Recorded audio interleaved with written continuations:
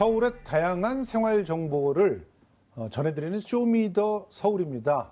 오늘은 늘 이렇게 문화로 서울을 읽어드리는 그런 시간을 마련해드리고 있는데요. 오늘도 김원식 문화평론가와 함께하겠습니다. 어서 오십시오. 네, 안녕하십니까.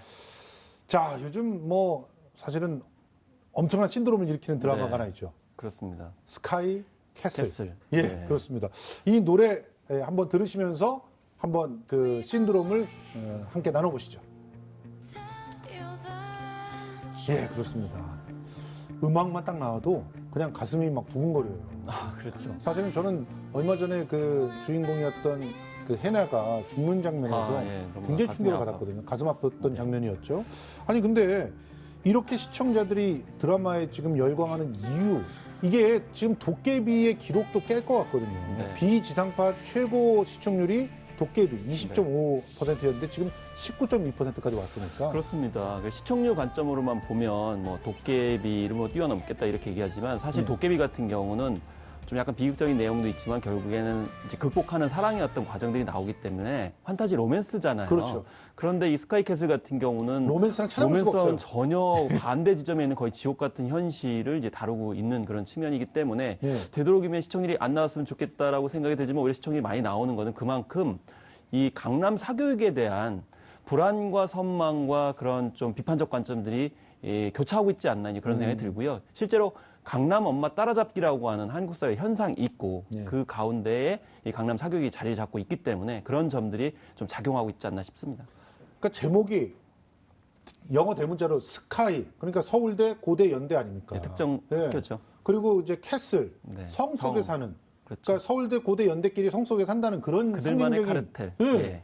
그들만의 카르텔을 또 움직여 나가는 사람들을 들여다봤더니 엘리트, 그렇죠. 흔히 말하는 그 엘리트들이 결국 이 사회의 적폐를 조장하고 또 그거를 떠받치면서 자기네들의 이익만을 추구하는. 그렇죠. 예. 그래서 뭐 상류층이라고 하면 아니면 사회 지도층이거나 오피니언 리더나 또 노블 소울 이제 많이 얘기하잖아요. 예. 완전히 그 반대의 어떤 작용들이 강남 사교육을 중심으로 강남에 포진하고 있다. 그렇기 때문에 과연 우리 사회의 상류층 혹은 말씀하신 엘리트의 역할이라는 게 뭐냐. 그렇죠. 과연 엘리트가 그렇게 바람직하게 우리가 본받고 그렇게 교육적으로 바라봐야 되는 대상인지에 대해서도 근본적으로 문제제기를 할 수밖에 없어요. 맞습니다. 네. 그래서 개천에서 용났다라는 신화를 써내려가는 대상들이 주로 엘리트들인데 그 개천에서 용나기 위해서 얼마나 많은 또 다른 물고기들을 갖다가 짓밟고 올라가느냐. 그래서 이런 문제 제기를 하고 있단 거꾸로 말이죠. 많은 예. 분들이 개천에서 용나는 사회가 없어졌다라고 탄탄을 하지만 예. 어떤 분들은 개천에서 용이 나면 안 된다 이렇게 얘기를 해요. 맞습니다. 왜냐하면 개천에서 난 용이 오히려 말씀하신 것처럼 후에 뭐 세습을 한다든지 그렇죠. 아니면 말씀하신 것처럼 뭐 짓밟는다든지 예. 심지어는 독재적인 어떤 행태들을 많이 보이고 맞아요. 있고 또 그들만의 그런 성을 쌓고 있기 때문에 예. 그런 점들을 반대로 좀 봐야 되는데 이 드라마를 통해서 오히려 정보를 얻기 위해서 보는 것 아닌가 그러니까요. 그런 생각이 들어요. 이 드라마가 이제 선한 영향력을 끼치는 부분이라면은 입시 교육에 대해서 반성하고 엘리트들이 제대로 된 역할을 해야 된다는 그런 촉구들을 하고 그러면서 특히 10대들이 네. 좀 이 드라마를 보면서 자각을 하는 그런 모습들이 보이는 게 있는가 하면 한편으로는 대치동 컨설턴트들한테 전화가 네. 쇄도하고 있는 네. 이런 역작용도 일어나고 있단 그래서 말이죠. 그걸 이제 루핑 효과라고 얘기를 하는데 네. 사실 뭐냐면 잘 모르던 개념인데 이번에 이제 입시 코디라는 그런 일종의 직종이 네. 부각이 됐죠. 네. 그래서 그전에는 컨설턴트하고 코디하고 분리가 됐다고 그래요. 그런데 예, 맞아요. 컨설팅하는 거는 그냥 이제 여러 가지 상담을 해주는 건데 코디는 직접적으로 맡아가지고 네. 입시까지 연결시켜 학교까지 해주는 네. 것을 말하는데 그래서 유사한 직군들이 생겨나지 않을까 이런 생각이 오히려 들어가지고 이미 있어요. 그러니까 더 많이 네. 생기겠죠. 그렇겠죠. 이제 그렇기 때문에 더 확산되는 지점이 있지 않나라는 예. 생각이 들어요. 자, 그래서 지금 인터넷에서는 뜨거운 그런 논박들이 되고 있습니다. 드라마가 과장된 거다. 아니다. 현실을 반영해주고 있다. 오히려 현실이 더하다. 이런 논박들이 있는데 직접 입시 전문가를 만나서 그 의견을 한번 들어봤습니다. 보시죠.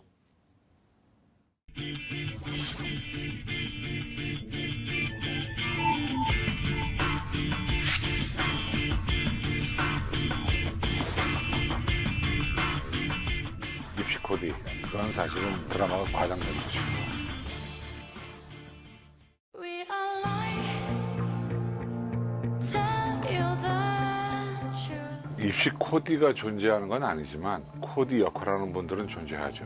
뭐 멘토쌤이라고 부른다거나 컨설턴트라고 부르거나 일반 선생님이라고 부르는 그런 일을 하는 분들은 계십니다. 드라마에 보면 지판책값이라고 나오는데 제가 볼 때는 지판책값은 아니고 많아야 억대 정도 될 수 있을까.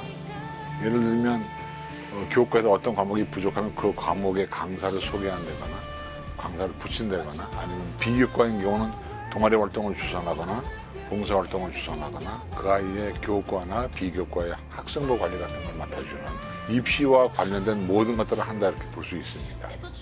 아니에요. 그건 사실은 드라마가 과장된 것이고 아무리 훌륭한 코디도 아이의 실력을 올려줄 수 있지만 실력을 집어넣을 수는 없죠.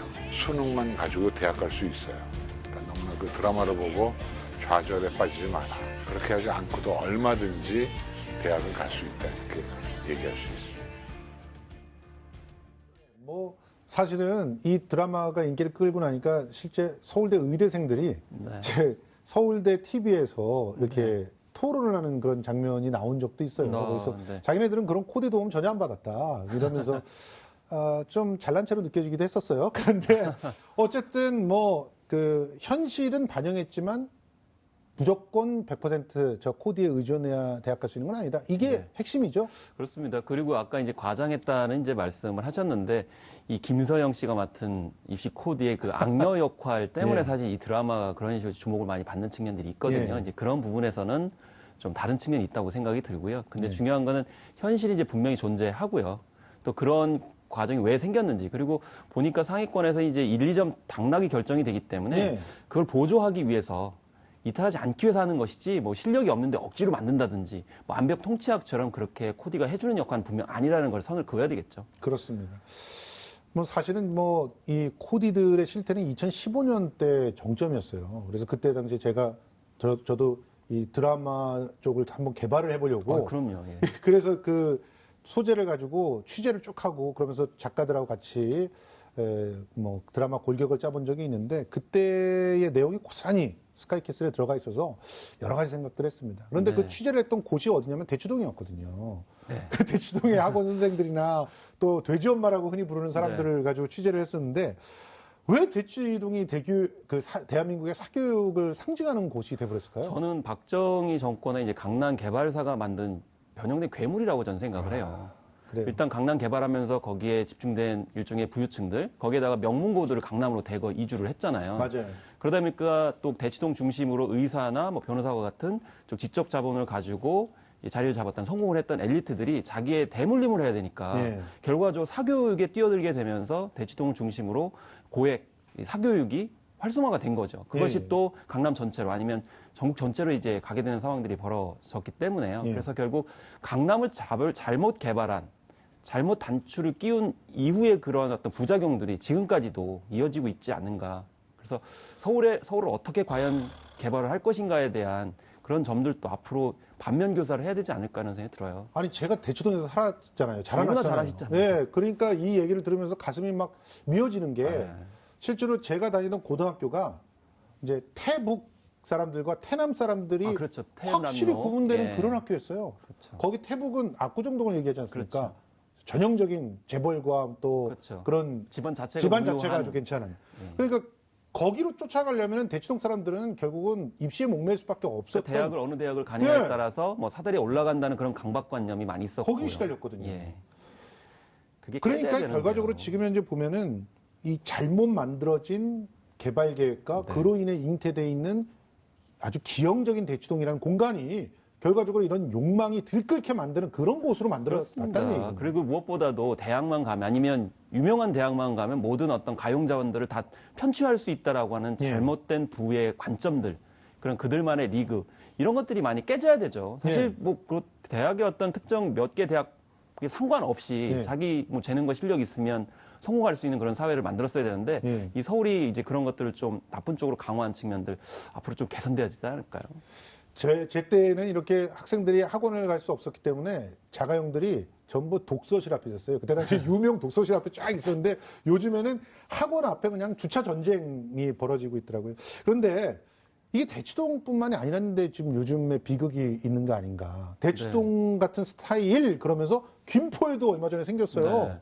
그래서 그러니까 강남 대치동 있게 되면 사실 예. 밑으로는 뭐 분당이나 저기 평촌이나 이렇게 가고요. 예. 또 뭐 목동으로 해서 거쳐가지고 김포까지 그렇게 예, 간 예. 거잖아요. 예. 근데 요즘에 돼지 엄마들이 다시 돌아왔는데 예. 이 학종의 멘토로 다시 돌아왔대요. 왜냐하면 뭐 예를 코디가 들면 되는군요. 모 대학이 뭐 유명한 대학이 뭐 이제 최저 학력 기준을 없앤다라고 이렇게 예. 발표를 하니까 비교과 활동들을 포함을 해가지고 이 명문학교에 보낸 이 돼지 엄마들이 다시 등장을 해가지고 예. 지도를 하는 상황들이 벌어지는 거예요. 아이고. 그런데 참 물론 이렇게 하게 되면 대부분의 상위권 대학들은 또 안 그렇기 때문에 잘못하게 되면 비교과 활동 올인하다가 예. 수능도 못 볼 수 있기 때문에 예. 이런 거 따라가면 안 되고요. 근데 그렇죠. 문제는 말씀하신 것처럼 뭐 광주의 봉선동이라든지 뭐 예. 이 뭐 대구의 범어동과 같이 그런 예. 특정 뭐 도시에 지방 도시에서도 이런 게 형성이 된다는 것이기 때문에 강남을 잘못 이렇게 관리를 하니까 이게 온 나라에 이제 퍼져게 되는 그런 상황들이 벌어졌고 또 그것이 부동산 가격과도 연결이 맞아요. 되는 그런 측면들이 있고요. 예. 지난 정권에도 또 어떤 또 현상이 일어나냐면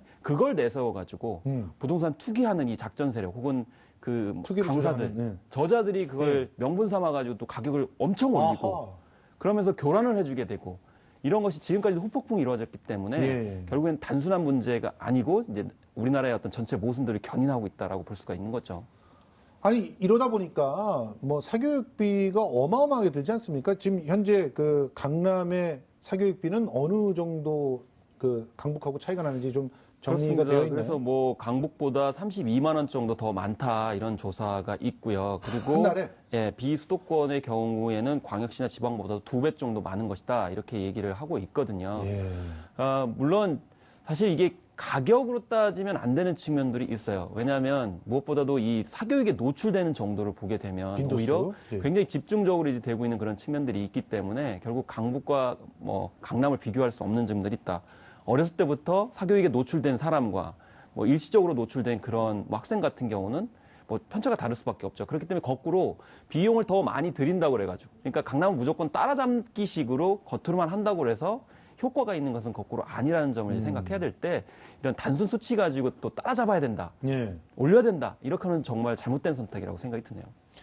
아니 사실은 지금 이 모든 것들이 부모들의 욕심에서부터 출발하는 것이다라고 뭐 드라마 스카이캐슬도 아주 날카롭게 그 파악을 하고 있거든요. 네. 실제로 자녀 세대들에게 내가 누리는 것을 갖다 고스란히 물려주고 싶다는 욕망이랄지, 네. 내가 못 누리는 것을 자녀 세대는 반드시 좀 누리게끔 해주고 싶다는 이런 욕망들, 이걸 도대체 어떻게 끊어줄 수 있을까요? 그러니까 두 가지 패턴을 정확하게 이제 말씀을 하셨는데 하나는 네. 자기가 이룬 것들을 대물림해주고 싶다. 예를 들면 의사가 의사 자녀를 만든다 맞아요. 이런 거고 예, 의사가 못된 분들 같은 경우는 또 의사를 내 한번 대리 만족을 시켜줬다 이렇게 얘기를 하는 거거든요. 네. 근데 그 과정에서 학생의 의사는 전혀 묻지 않고 그러다 보니까 사실은 중간에 사고가 나는 경우가 많아요. 네. 학생들이 도중에 이탈하는 경우도 많고 나중에 또 부모와 자녀 간에 불화가 관계가, 생겨가지고 예. 행복이 안 되는 경우가 있고 예. 그렇기 때문에 모든 것이 다 잘 되는 것이 아닌데 이런 잘못된 사례들은 잘 이야기가 되지 않는 측면들 이런 점들을 좀 많이 보여줘야 되지 않나 이제 그런 생각이 든다라는 거죠. 그리고 지금 현재 대학이 모든 어떤 부의 분배라든지 생산들을 좌우하는 시대는 많이 저물어가고 있거든요. 그럼요. 예, 그런 점들을 아직도 뭔가 지푸라기로 잡는 듯이 조장을 하고 있고 그걸 또 그냥 수용하는 가운데서는 오히려 자신들이 가지고 있는 부조차도 예. 잃어버릴 가능성이 높지 않을까 예. 이런 생각이 당연히 들 수밖에 없습니다. 그래서 세대 간의 갈등이 더 깊어지는 그런 상황이 벌어지고 있는데, 세대 간의 계층 간의 지역 예. 간의 갈등들이 더 깊어지고 있고요. 이 예. 문제를 사실 해결하지 않으면 우리 사회의 어떤 통합이라든지 그러니까요. 이런 것들까지 생각할 수 없는 측면들이 있어서 너희들 왜 싸우냐 이거보다는 이 교육 문제 특히 사교육 문제를 확실하게 해결하는 뭐 특히 사다리 계층 이동 방법 방식들을 좀 다양화되는 노력들을 보여줘야 사교육에만 의존해가지고 대학 진학을 통해서 뭐 신분이라든지 아니면 뭐 행복한 삶을 구가하려고 하는 그런 것들이 없어질 것이죠. 그리고 무엇보다도 불안 증세가 상당히 많이 있기 때문에 불안을 해소하기 위한 다양한 루트들을 보여주는 것이 필요한데 오히려 엘리트들은 그 반대로 가고 있고 예. 예. 겉으로는 뭐 사교육을 반대한다 그러면서 다 뒤로 하고 있고 이런 것은 바람직하지 않죠. 아니 그런데 이게 결과적으로는 세습이라고 하는 게 온전한 그런 잘못된 사회 모델. 그러니까 네. 유일한 계층의 이동이랄지 계층의 어떤 뭐랄까 그 수호랄지 이게 세습에 의해서만 이루어진다는 그런 잘못된 확신 때문 아닐까요? 그렇습니다. 사실 가족주의가 예. 양면성이 있는 거죠. 예. 예를 들면 재벌 같은 경우는 자기가 벌었기 때문에 반드시 자기 가족한테 혹은 자녀한테 물려줘야 된다는 식으로 생각을 해요. 심지어 요즘 목사들도 그러잖아요. 예. 그래서 그게 좋은 것 같지만 사실 전체 사회적인 관점에서 봤을 때는 해악이 되는 것이거든요. 그렇죠. 그리고 특정 종교는 아니지만 종교적 관점에서 하늘이 내려준 거기 때문에 네. 다 같이 나눠야 된다고 그래가지고 가족만이 아니고 전체 사회에 환원하는 문화가 해외는 정착이 되고 있거든요. 그렇죠. 그런 긍정적인 어떤 부의 어떤 재분배. 분배, 예. 이런 문제, 기부 문화 예. 이런 것들을 잘 보여주는 노력들이 상류층부터 있어야만이 그러니까요. 이런 어떤 입시 교육까지도 같이 연관돼서 해소될 수 있지 않을까 싶은 거죠. 예. 끝으로 오늘 주제와 관련돼 있는 콘텐츠 하나 네. 소개를 해주시죠. 대학이 망해야 나라가 산다라는 책이 있습니다. 아주 시원한 제목이네요. 대학에 의존하면 예. 혹은 대학에 가면 뭐든지 다 해결할 것처럼 하는데 그렇지 않다라는 것이고요. 그리고 더 근본적으로는 대학이 우리나라에 너무 많은 데다가 국공립대학이 아니고 사립대학이 너무 많아요. 예. 전체 대학생 중에 75% 이상이 사립대학을 다니고 있는데요. 그 등록금도 굉장히 높죠. 그래서 유럽처럼 국공립대학을 중심으로 재편을 하고요. 예. 사립대학을 줄이는 형태로 가게 되면서 대학이 너무 강고하게 어떤 계층의 재분배를 나누는 것을 줄이는 형태로 유도해야 되지 않나 싶습니다. 그렇습니다. 대학이 망해야 나라가 산다. 좀 이 명제를 좀 같이 새겼으면 좋겠습니다. 그렇습니다. 예, 지금까지 김원식 문화평론가와 함께 얘기 나눠봤습니다. 고맙습니다. 네, 감사합니다.